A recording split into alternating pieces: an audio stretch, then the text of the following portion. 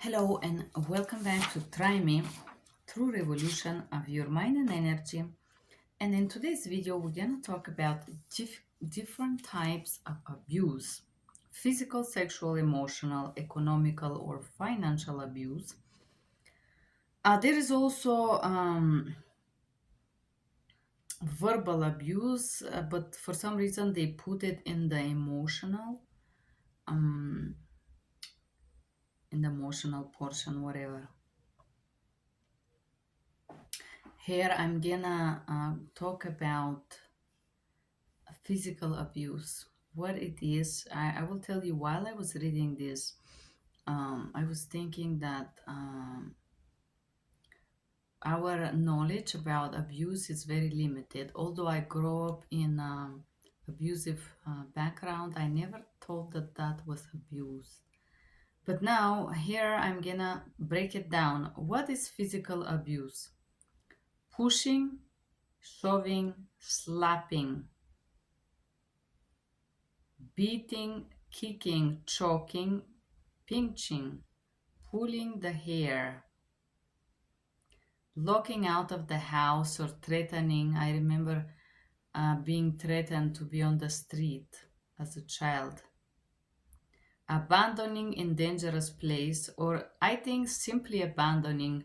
For example, my father would bring us in the forest. I was age 4 and tell us that we have to find the way home. That's a spiritual thing. Yeah, in the forest. You see, I'm 4 years old in the forest. So I don't know if the forest was dangerous, but it was dangerous to me, 4 years old back then. Throwing objects or breaking objects, I would say. Oh, subjecting to reckless driving. Yeah, there was this guy I met. He would slide the car into the road rail on the side where I was seated. Yeah, I have seen that. Threatening with a weapon. Okay, refuse to help while sick or pregnant. For example, my neighbor refused to take me to the emergency room and I was having an epileptic shock. I did not know that this was abuse. Restraining you, locking you, not letting you go, not allowing you. Cutting your hair. Yes, that's a form of abuse. Stabbing, shooting, breaking something on part of your body. Or use object to inflict pain, punishment, or intimidation.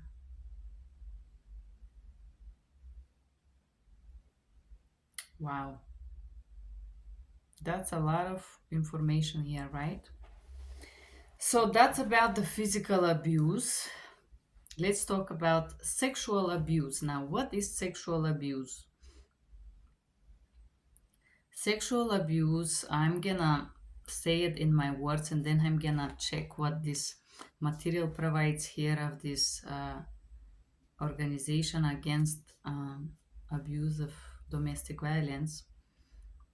Sexual abuse is coercion or force to do sexual acts, or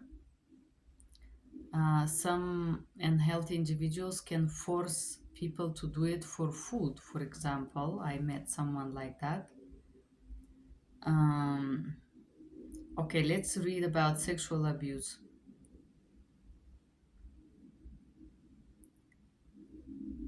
Told anti-woman, anti-man things.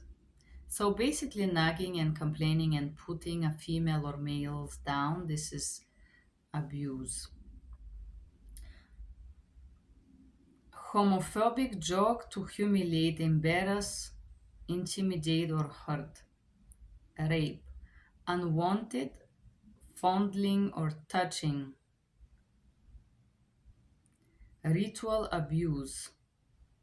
Sexual innuendos. Yeah, there was this guy that was doing those jokes at the gym. I felt very uncomfortable. It was it was every day. It was a lot. It was like affecting me mentally. Accusing with jealousy for being promiscuous or infidel or cheating. Forced to dress in more expressive way or more open way or sexual way. Yeah, just change the way more to show your sexual parts. Forced to strip or perform other sexual acts. Forced sexuality while others watch with object after beating or all.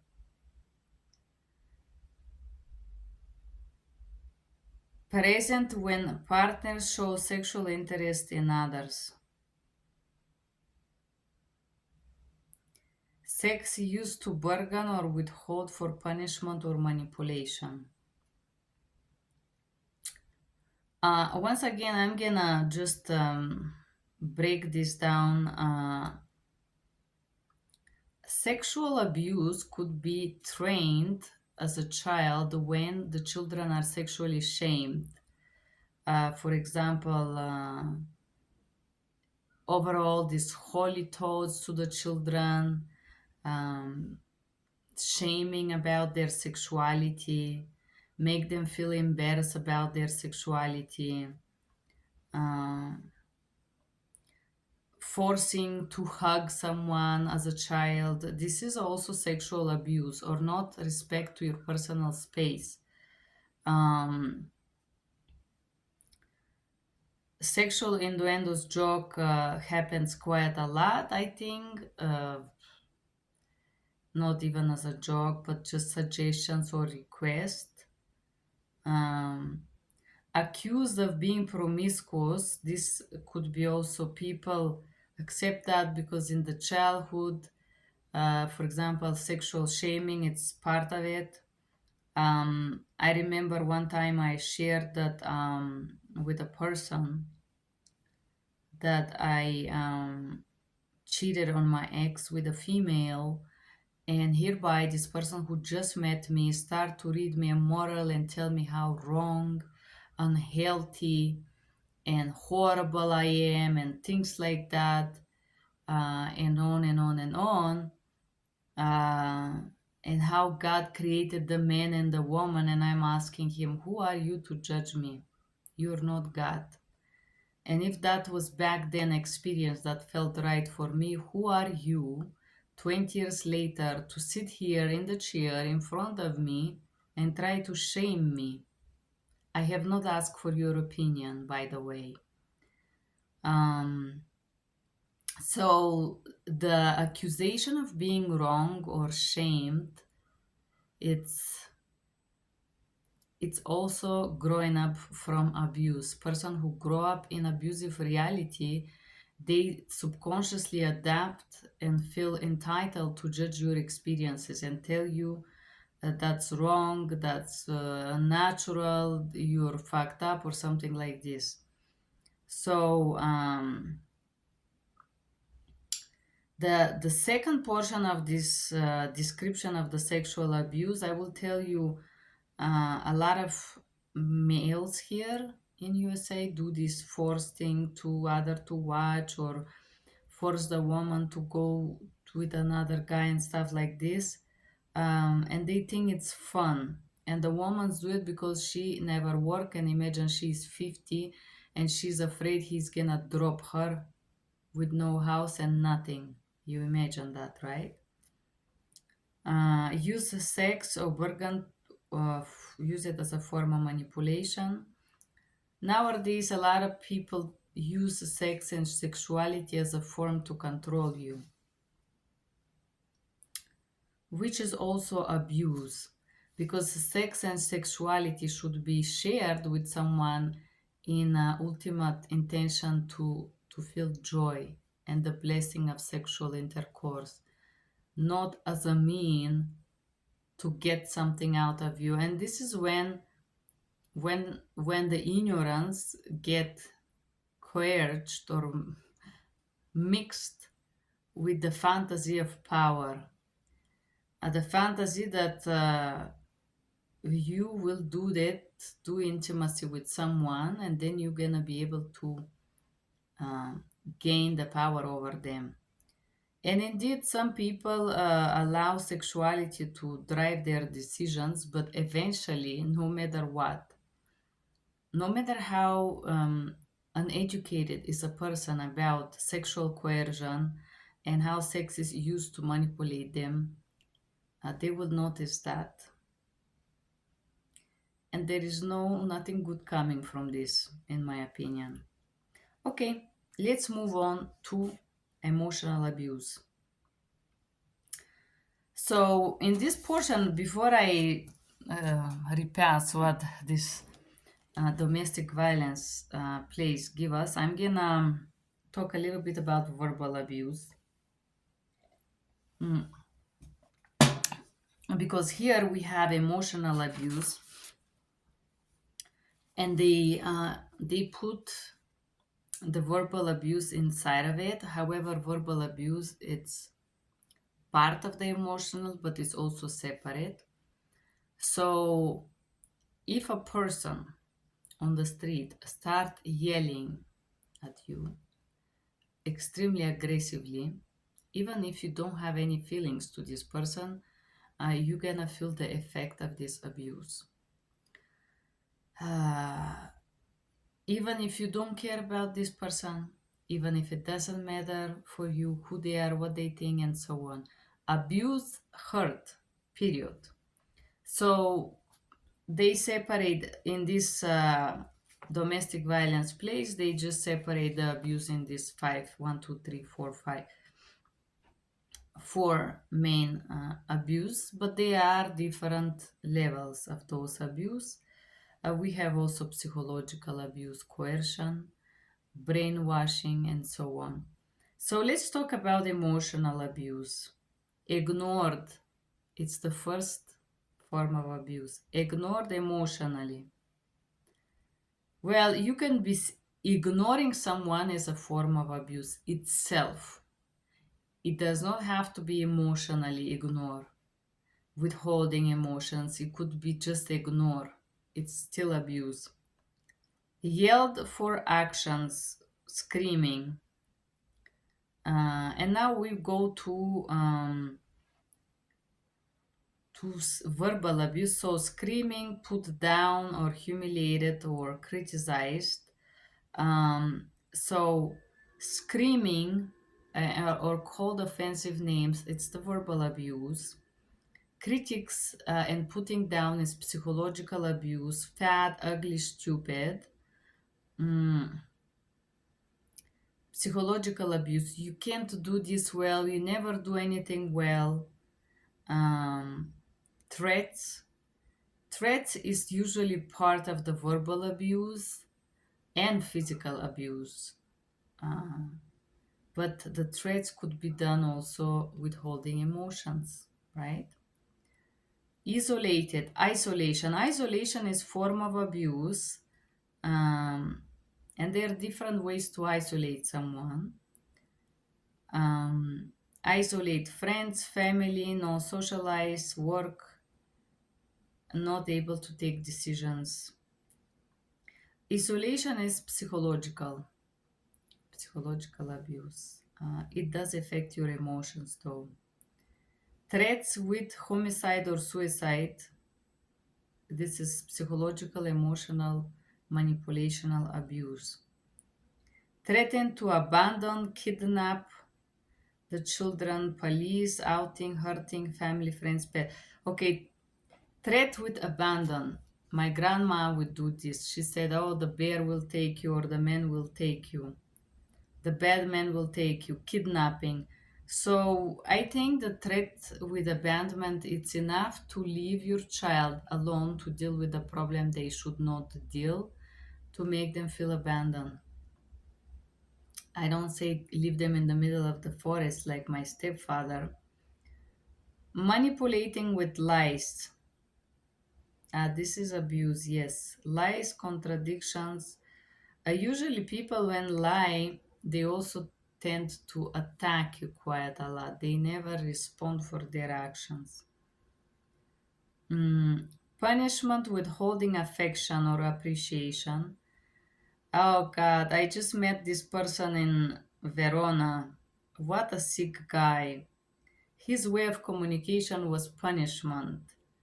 And lack of appreciation. He was so sick that he could not say thank you, you got me a museum ticket. Just very, very sick guy. And I probably should have not even helped him at all.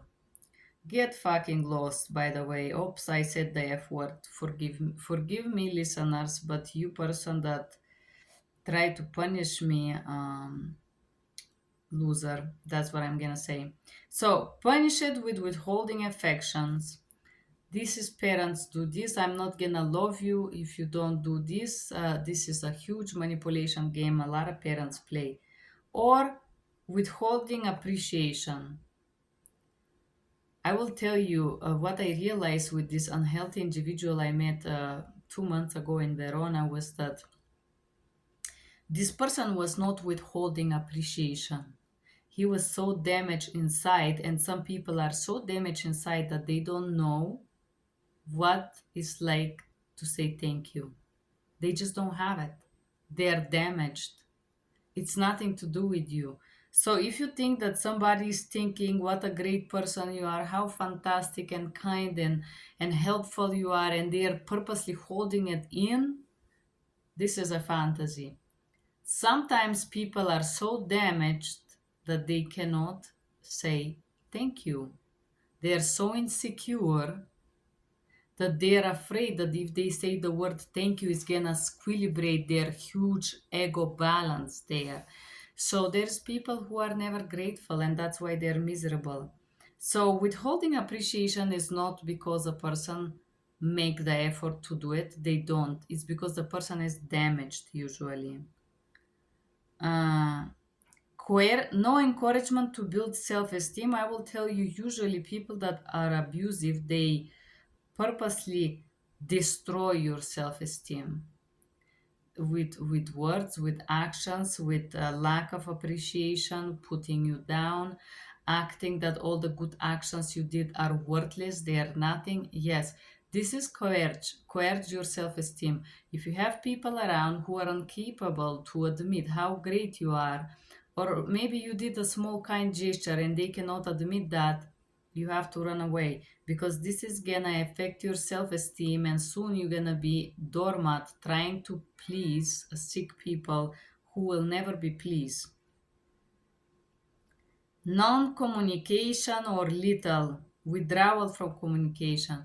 Yeah, this is part of the ignore part. Refuse to have a communication. This is a form of abuse and is done to control you. I'm just thinking about you, Harun. I have seen that tendencies in you. Blaming. Blaming usually it's connected with something else called responsibility transfer. People like to transfer responsibility on you, especially for bad actions. I have never met one person who would say, thanks to you, I did this XY. Never. I have never been responsible for anything positive. People will always blame and transfer responsibility for negative things. Emotional abuse humiliates you. For example, I just think about this person that tried to humiliate me with desire. Unable to admit what he wants, he's tried to shame me if I express any desire. What a poor, broken individual. Piotr was your name. Yes, that's not your real name, but I'm talking to you. Stalking, stalking. Oh, yeah. I know all about stalking thanks to the agency called FBI, who has been sending those individuals to stalk me for the past 2 years. So, stalking, it's really horrible when you have people waiting for you and trying to talk to you and trying to act like they're part of your reality and never actually ask for your time. Okay, guys, that was the emotional abuse. Let's talk about economic or financial abuse. This is classical, I think, in the most primitive countries. You can go and see this. But I feel like here in America, where people are so materially focused, it's even more powerful to see people using money to try to control you. Withholding money, of course, not allowing you to work. Oh, I have this. My ex fiance did not want me to work.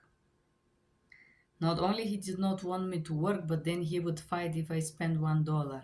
You see, this type of dynamic. Uh, Humiliation for money, forced to ask, and then, but why you need, but what is this money for, and blah and blah. No, but explain to me. You don't have to explain. Not allowed to access financial documents. That's classical, of course not. Not allowed to have any decision related to finances, of course. You don't have control over money, financial documents, statements, and all of that. You have to provide receipt and change back. Yes.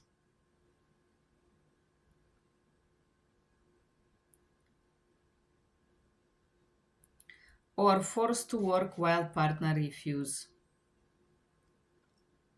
This is kind of strange as a economical abuse. I never heard of this, but forced to work. It's not like slavery. It sounds like slavery. It's weird. Must give the paychecks to partner at every pay period or give the money to the partners. Partner prevent you from keeping a job or getting a job. That's classical to control.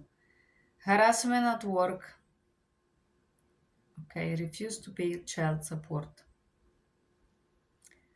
Yeah, I think this is like some descriptions of what could be financial abuse or economical abuse.